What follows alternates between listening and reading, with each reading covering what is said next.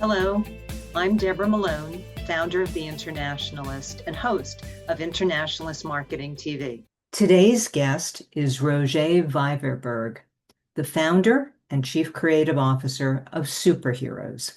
Rogier, it is always a pleasure to see someone with the mission of saving the world from boring advertising, but we also have a reason to congratulate you. So let me start by welcoming you officially to the show. Thank you. Thank you. Good to see you again.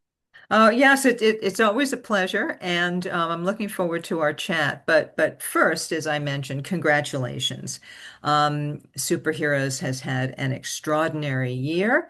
I believe it's 23 new clients, double-digit revenue growth, and also now being named one of Ad Age's small agencies of the year.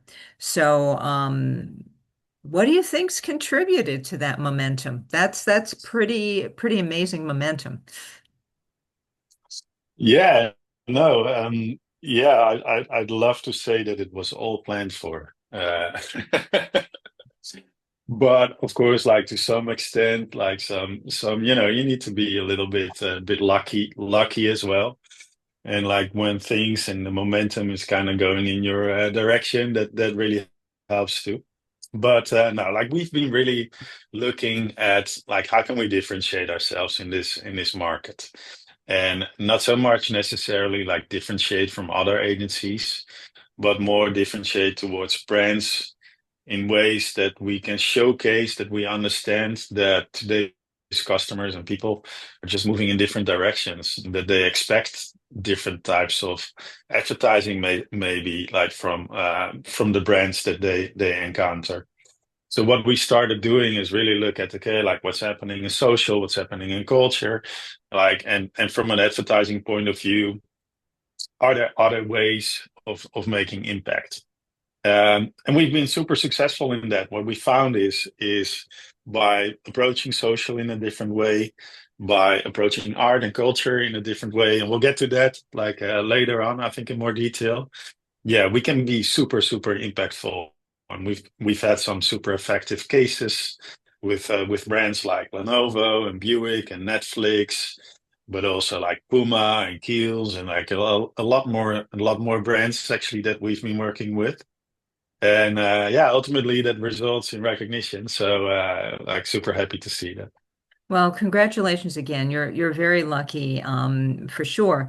But I know it's also been a lot of hard work, and that differentiation part does matter. It does matter, as you say, not only from other agencies, but also helping brands differentiate themselves now. And it's not an easy time to do that. Let's just get a little bit more specific in that you mentioned a couple of very interesting campaigns. You mentioned Netflix, and I know that was the blimp stunt, Buick, Lenovo, Puma, Kiehl's. Just talk a little bit about how they kind of capture what makes superheroes so different.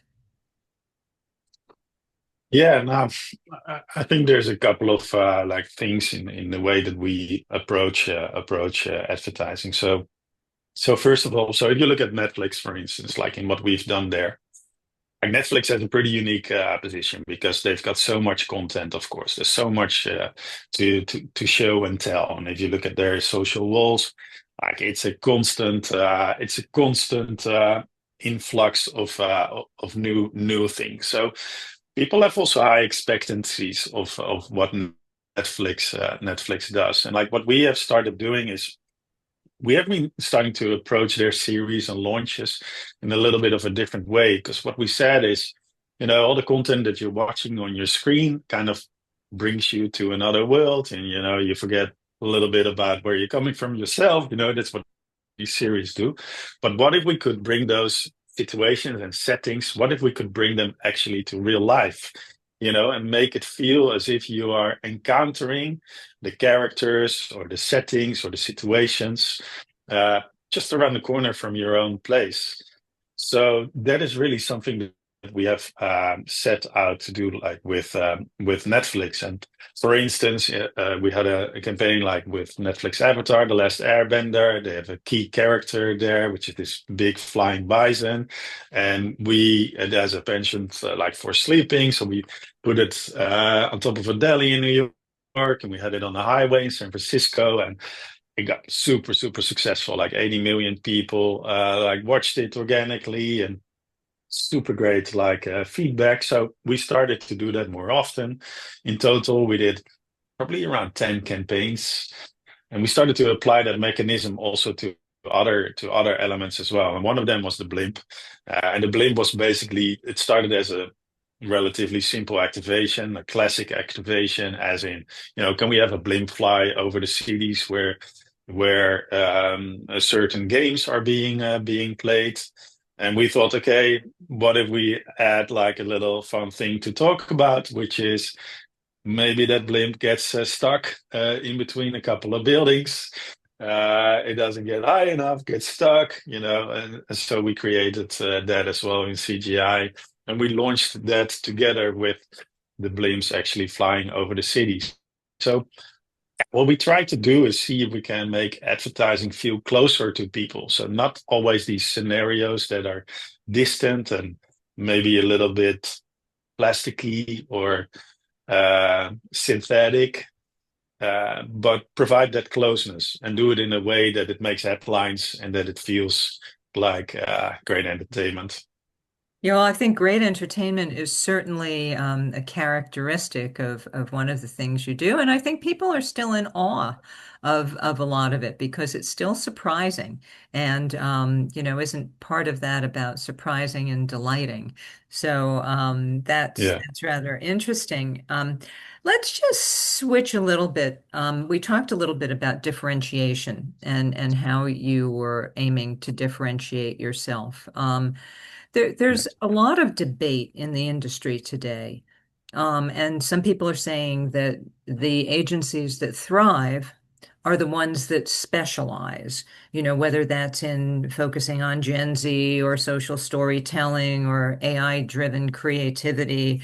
Um, do you think, obviously you're a small agency, I'm assuming you agree with that, but does that mean that these specialized agencies are becoming stronger or more useful than the full service agencies?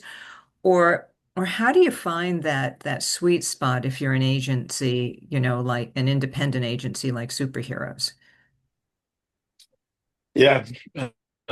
For us, like being an independent agency makes us, able to really be probably like a little bit more flexible when it comes to change in industry or change in, audience behavior.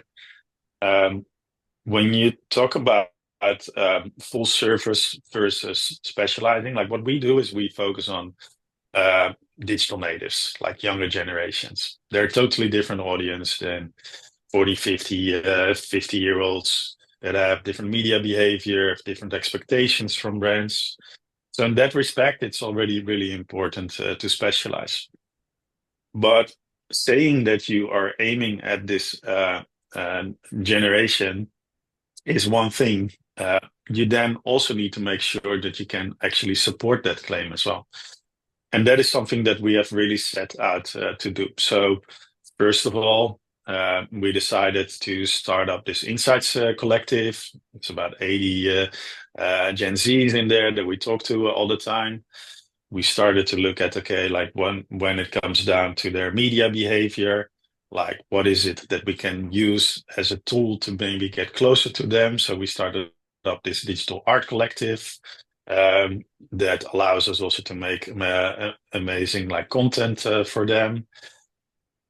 On top of that, we felt, okay, like looking at their shopping behavior, we knew that we could grab attention, that we could be relevant, that we could provide them with disruptive ideas. But we also understood that we could convert those ideas as well. So we also built a commerce unit that also allows us to bring that attention that we have to footfall, to shopping, to e-commerce sales, to other places as well. So gradually, we've been building these these set of tools and activities and services that allow us to not only focus on these audiences, but actually also make that focus successful in terms of like brand and sales success as well. And yeah, I think those decisions and the leniency that you need to have, like um, to bring that focus, to move fast, to just be an entrepreneur. That's what an independent small agency probably is better at. Um, and when you talk about full service, I always find it like I don't want to pigeonhole us so much as just being like we said, are we social first? I mean, no, we're not just social first. Like we started to name ourselves earn first because that's more of our approach. Earn first to me means, you know, we don't make boring advertising. We first need to grab attention. We need to make headlines. We need to get people talk about stuff. We often use social media, but not always. So I would say we're probably an 243-degree agency. All right. I'm doing the math on that one, going around the fly. Yes, yeah, yeah. Well, no, Yeah. you make a very good point because, just as nothing's black and white, there are so many nuances today when you talk about Gen Z and trying to get their attention and trying to build brands and trying to build sales. There's a lot of variables that go into that. One of the things that I've always found so fascinating about what you do is that, you know, young people do tend to be ad averse, or they wouldn't all raise their hands and say that I love advertising, but you've been able to really strike a chord with them by making it just not only entertaining, but it's something that they want to see. And then I'm assuming from what you're saying about Earn First, that they want to engage with the brands then after having that kind of experience. And this is just a quick side question, but do you think that, you're obviously not in the generation. I mean, you must have your kids on retainer, but do you think that what you do would also work with other generations that might be a little bit older? Um, yeah, but this is the element of like choosing because I think you cannot. First of all, you cannot do everything. For us, like we've always focused on younger audiences because we know they are the least likely to respond to boring advertising. You know, everything that comes by that they cannot feel, cannot connect to, do not really, that's too repetitive or that's too plastic, as I said. They won't respond to it. So for us, it's been a very clear choice to not go for those older audiences because they might be leaning back still a little bit more and might be okay with more traditional advertising and that's just not our thing. So we choose focus, and we also know that for a lot of brands, even legacy brands. We have a few legacy brands that we actually work with, like that have started working with us in the past couple of months that have approached us because what they recognize is they are hugely successful at this moment, but the audience is getting older, and the older they get, the least likely maybe, well, at some stage we're going to be losing some of our audience in that sense as well. So they need to rejuvenate. So they need to start talking to younger audiences to make sure that also in the longer period they stay successful.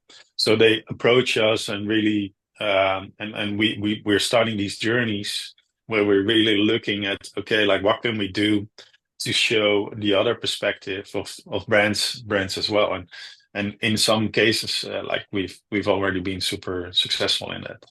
I mean, it's early stages, but No, it's interesting you mentioned that about legacy brands. So, do you keep true to what the brand legacy is and still offer something new? Because I think that that is what is so fascinating because that has to be about Yeah, long-term growth.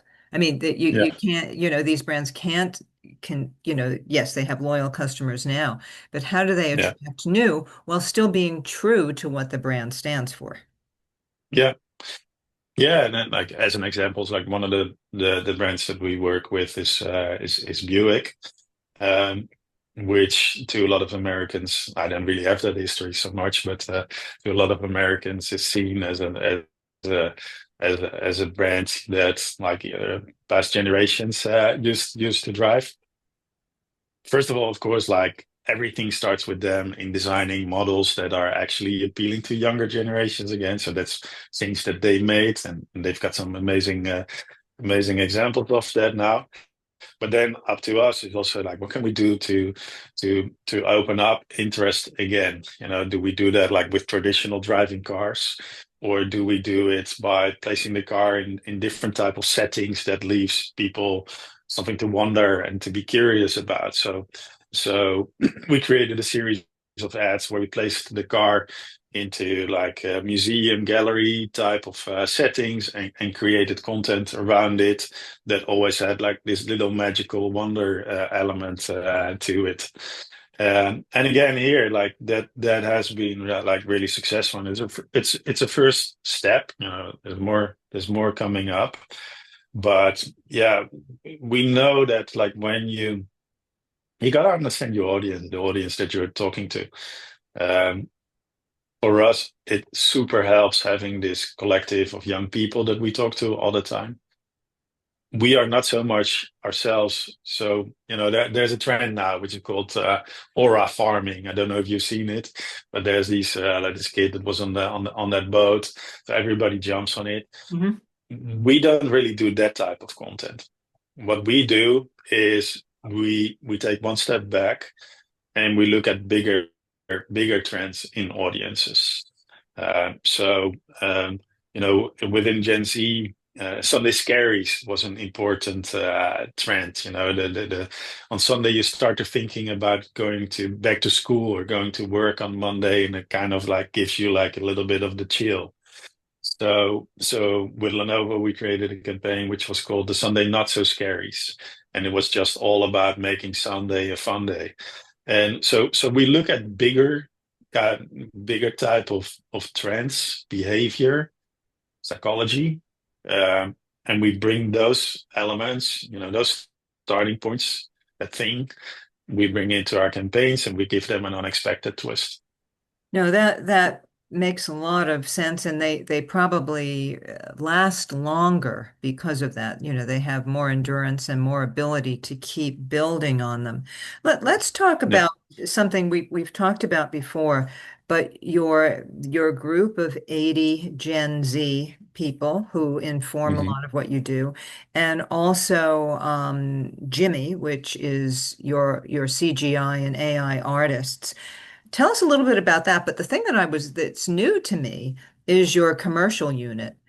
So also tell me if do these two groups help inform the commercial unit? I guess they do. But tell us about that. I'm Yeah. quite curious about that. Yeah. Not to begin with, the Robins, as they are called, the collective, we basically bring them in almost every project that we do. So what we do is, you know, we can send out quick questionnaires.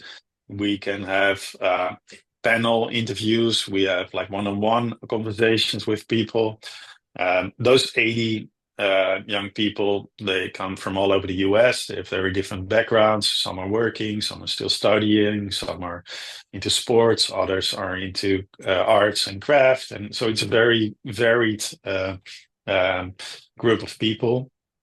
But it's amazing, like how insightful those conversations are. So for us, very often, you know, important starting points of our work are coming out of those conversations. We pair it with more quantitative desk research and all that. Then we bring it into ideas, like idea starting points. our ideas then, like the way that we look at them is, okay, like how can we execute it in a way that it really stands out? Um, Quite often that could mean that we do something with our Jimmy artists because they are able to bring the stories in a way that they grab a lot of attention. Those Jimmy artists is a mix indeed of, we call them digital street, like CGI artists. Um, uh, and now we also have a great amount of AI artists. So it's about 30 people right now in our roster. And each of them also have their different backgrounds. They are amazing creatives. We talk to them, like they really deepen our ideas. And then we are able to also like produce. We take that and then yeah, like as said, like what is happening, that content is also shared in social channels. So YouTube has become very big, YouTube Shorts. We have seen, of course, like TikTok adding all these commerce tools. We know that Instagram has been doing so for some time already. We know that there's integration possible, like with special like Amazon stores where like creators get shares of the sales, and there's all these possibilities now to connect your social and your content and your activities also to very low threshold kind of activity, like it's just one button that you need to press and you're in the sales environment. So why don't we use that? Like why shouldn't we use that? So we basically we closely collaborate either with the media agency of our clients, or make sure that on beforehand we inform the creative also with possibilities in that respect as well. So our media, our commerce team is either second opinion or is informing our teams or is actually executing it. And yeah, it's something that we've started in the last year, and it's a really growing activity now. No, that's great. And I think that we see certainly in other markets like China where you can immediately make a sale right from a social media platform. I'm not sure Yeah, if we're going directly to that. There might be intermediaries, but yeah, it's wonderful because it also speaks to demand, and great metrics if people are buying the products. Just have one yeah. question. Your group of 80 Gen Z, your collective there, and your Jimmy artists, are they more like consultants to the business, or are they're not full-time employees? No, no, okay. No, No, no. no. Interesting. No, Interesting. which I think is also um, it's good and it's important. No, you're So right. You're right. it's important. Like first of all, like we wouldn't be able to like host 80 of those young people like full time. Like that'd be pretty impossible. But in case of like the artists, they are very independent characters. Like they are very self-motivated. They have been able to build a following totally independently from us because they have that spirit and they have that creativity. They have a large number of followers that they continually also engage with. They don't want to be full time. Like they want to, they appreciate their freedom, and we enable them to further develop and connect them with brands and give them uh, cool assignments. And that's I think the appreciation goes in two ways. So for us, it's amazing to be able to expand like what we offer and to improve our creativity. And for them, yeah, they can make a living. They can make money with what they love. What they've started often without any pay. And And they are so lucky. They are so lucky, and they were born with the knowledge of how to figure it out on digital media, and they make a life. It's really yeah, admirable. It's really admirable. yeah, yeah. I And it's won't not post. easy for them. Like let that also be clear. Like for them, it's a lot of struggle often before they get to a point where they can actually start monetize. So yeah, I've a lot of respect for Yeah, well, I won't these give your artists. secrets away by asking how you find them, but I'm certainly curious about it. But well, let's just look at a couple of other big trends. Um, what do you think are the most significant changes happening now in the world of agencies and brands? Do you feel like there's been a shift going on, or talk about that? Yeah, yeah. There's a lot of I think there's a lot of different shifts going on. I think first of all, like smaller agencies, independent agencies are showcasing that they can make big agency impact. So I think there's a whole range of examples now in the market of agencies that are really standing out and are making really impactful work, showcasing that you don't need to be big to be impactful, and that has a lot of like impact. So, and we see that too. Like we get a lot of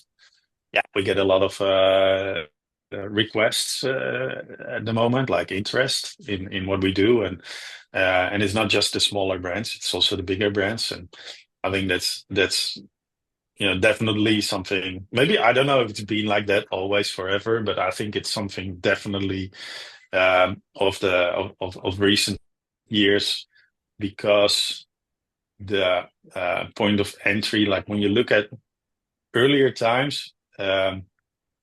The world wasn't so agile. So if you wanted to produce something, it took a lot of effort and time and money and budget to create. I think nowadays there's a lot more opportunities to be delivering quality at higher speed and at lower cost. Because we have creators, we have artists, we have a lot of like other production tools and means to our at our disposal. So in that respect, I think, and people are also more like hybrid or remote, so you can get great talent from everywhere. So the times have changed a lot in that respect for smaller agencies. And then, of course, there's social media, and then, of course, there's also AI. And AI is such a hot topic now for everyone because you can literally ask ChatGPT come up with 10 ideas for this campaign and you look at the output and you think, okay, nine of them suck, but that 10th idea is actually not that bad. Uh, so AI is competing with agencies. Well, maybe not even so much AI is competing with agencies. It means that people that do not have an advertising background are also competing with agencies. So our artists are competing with agencies, production companies. Uh, it's a totally different and fresh world again. And I'm actually, I don't know, I love change and I love innovation and I love the challenge. And I think it's a super exciting time for that reason again as well, because it's a moment as an agency also that we need to find a solution to it, an answer to it. Um, and I think we're well on the way in that, by the way as well. So Well, you're braver than most. I have to say that, because change is never easy, but it seems like you've had a lot of success with it. And I was going to ask you what keeps things fresh, but I think that you've just answered that by saying that you just have to kind of embrace all of the innovation that's out there and not fear it. So yeah. for a final question, what's next? What's next for you and superheroes? Are you looking at new capabilities, new geographies, new partnerships? What's next? Yeah, no, we are growing as an agency, so that has that's one. But growth is not our goal in any way. Like we want to make more impactful work always, but we are opening up an office in LA. So that's something that is happening at this moment. Um, we have really embraced AI in a very fresh way. So by bringing in the AI artists into our process, into our creative process, we are now developing ideas, that previously we were unable to produce, just because like our imagination was limited by reality. So right now, what we can do is so much more in terms of our creative output, that I'm really like super excited about it. We've started also, um, like one thing I can maybe like talk to this. So very often as an agency, you're basically looking at the awareness pieces, and you create a film or video or a project for it. But one of the things that I was always, like from a boring advertising point of view, if you look at the full funnel, a large part of the budget is going to the most boring assets, the assets that are actually meant to convert to sales. But all of those assets have become very ineffective. And just because, to be effective, you needed to invest more and just repeat to make sure that you're still like getting the same conversion. So what we have started to do is see, how can we make this full funnel thinking not boring? And AI is offering so many new opportunities in that like we've basically opened up like a new domain in that sense. And there's a couple of brands that we're working with that are very forward thinking in that. And yeah, that's to me is really exciting again. But I No, think the danger that we all have is that there's gonna be so much AI slop. Where we want to be is, if you look at it as a bell curve, we're gonna be in that last like 5% of standout content that is gonna make you sit up straight for a moment, make you laugh, make you stop scrolling, and make you love what the brand is doing. That's our goal, and that's where we want to be. well, you've said it wonderfully, and I'm actually looking forward to hearing more about this not boring full funnel without the kind of repetition, because I think that would solve a lot of problems in the industry. And Yeah, and get a lot of consumers on board as well. I mean, yeah, because I think one of their biggest complaints, of course, is just how ads follow you around, and the repeat, even after yeah, you bought the product. But yeah, it's always inspiring talking with you, and I have no doubt that your new LA office will do well in such a big entertainment hub. So, I'm sure that Netflix will only enable you to, keep growing that relationship. And you're yeah. doing so well. It's a pleasure to see, and I look Thank forward you. to keeping the conversations going, because they also inspire me to figure out ways to do more all the time. Yeah, yeah, yeah. No, it's been great talking to you, and I think you are also in that sense inspiring. So seeing like how you have found your place in this industry as well is really great to see. So Well, you're very kind, and thank you so much. And until the next time, right? right. Thanks Thanks so again. much. All right, take care. Bye-bye. Bye. Bye. The Internationalist focuses on the continual reinvention of marketing by highlighting inspirational marketers around the world and their ideas as they move the industry forward. Internationalist Marketing TV shares these perspectives through interviews and personal stories. Thanks so much for watching. If you find this kind of content helpful, please click like or subscribe. Again, thanks so much.